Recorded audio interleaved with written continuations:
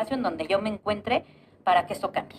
Y entonces ahí es como yo me reconozco como activista feminista, particularmente en pro de la corresponsabilidad y del reparto más justo de esos trabajos no remunerados, de su reconocimiento, de su valoración y de que se haga algo, de que desde el Estado, desde la sociedad civil, desde el sector privado, desde la comunidad misma, hagamos algo por reconocer que esos trabajos tienen un valor, que esos trabajos sostienen la vida y que necesitamos repartirlos de alguna manera para que particularmente las mujeres podamos acceder de verdad a nuestros derechos. Entonces, digamos que en pocas palabras, así fue. Genial. Justamente hay un tema que hoy ya sabemos que si este sistema existe como existe, si los hombres tienen acceso a buenos puestos de trabajo, a tiempo de estudio, es porque siempre hay una mujer que está cuidando, que está cuidando, ¿no? Que está haciendo todo eso que él no hace. Sí, lamentablemente, Gaby, es un caso que pasa en muchas partes por este patriarcado generalizado. Todos tenemos papeles, sin embargo, eso de amamantar directamente ya es algo muy especial que debería de considerarse al momento de violentar a una mujer. Exactamente, y justo también es reconocer, claro que hay hombres, porque luego todo el mundo, no, es que yo en mi casa sí hago.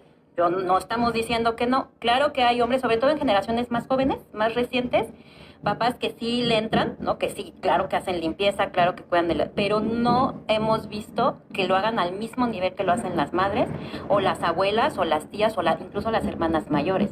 Entonces sí sigue habiendo una desigualdad muy marcada, sobre todo en ciertos áreas, ¿no? Las comunidades rurales, por ejemplo, sigue habiendo esa marcada brecha entre lo que aportan los hombres dentro y fuera del hogar en estos trabajos y lo que aportan las mujeres. Y todavía también en los centros urbanos sigue habiendo esa brecha. Y esa brecha es la que está impidiendo que muchas mujeres, a pesar de contar con estudios, por ejemplo, puedan acceder a las mismas oportunidades que sí acceden los hombres de vida.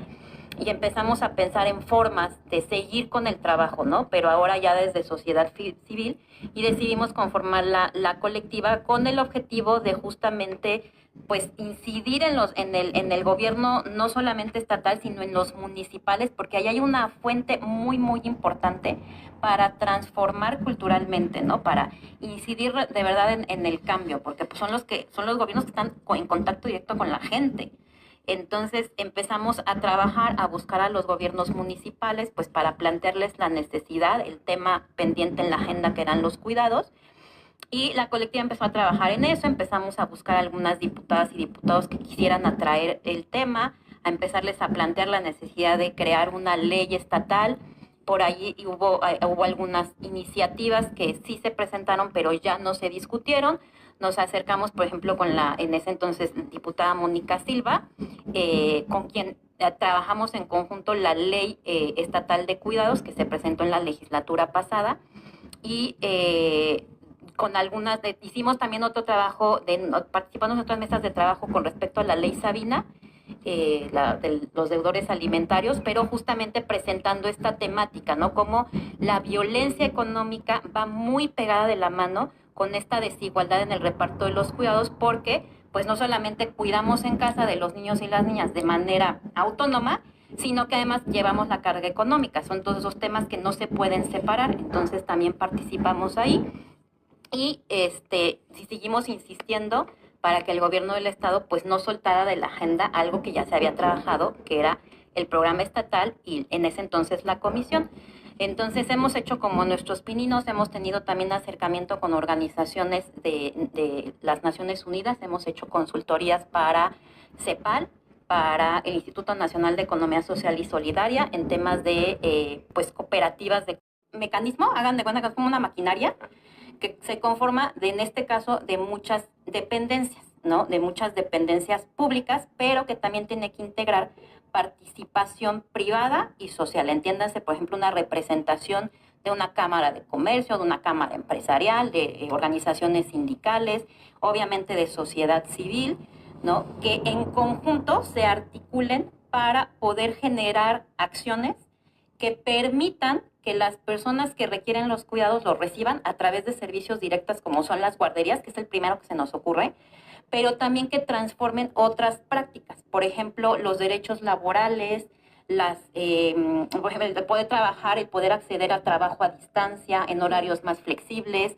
en jornadas laborales más cortas, en contar con lactarios o con salas o con ludotecas o con salas especiales para el autocuidado dentro de las empresas, en contar, por ejemplo, con espacios públicos accesibles para todas y todos, particularmente para niñas y niños, porque muchas veces se piensa, bueno, las rampas para las personas con discapacidad, pero también hay que pensar que los niños y las niñas usan, por ejemplo, las explanadas y a veces ponemos barandales inadecuados. Ahorita que comentaste el tema de cómo está la infraestructura, de hecho la infraestructura también condiciona que para las mujeres sea más difícil de cuidar de sus hijos, ¿no? Exacto. En algo tan básico como que la calle tenga las banquetas con el ancho adecuado y no un poste a la mitad, ya pone en riesgo a la mujer que lleva a sus niños a casa, ¿no? Totalmente. Gaby, en esos temas, ¿tú cómo calificarías la atención o el cuidado que le pone el gobierno a la salud mental como tal? O sea, muy en general, ¿cómo ves que...? Uno de los temas más graves. Por ejemplo, de las primeras tareas que nosotras pudimos hacer desde el gobierno del Estado fue un diagnóstico de la situación de las personas cuidadoras. Y el foco más rojo era justo la salud mental, la depresión, la ansiedad, el estrés bajo el cual viven sobre todo las madres, no nada más de ellas, obviamente las abuelas, hermanas, tías, pero por esa responsabilidad de cuidar. Y si tienen, por ejemplo, al cuidado niñas o niños con discapacidad o con alguna condición especial, ese estrés es mucho más grande, esa que le llamamos nosotras carga mental, es enorme. Entonces, eso genera que su salud mental sea muy precaria y es de lo más abandonado, ¿no? De lo más abandonado. Incluso en las propuestas que hemos trabajado en el marco legislativo, siempre ponemos ese foco. A ver, la salud mental tiene que ser un elemento que el sistema de cuidados tiene que atender.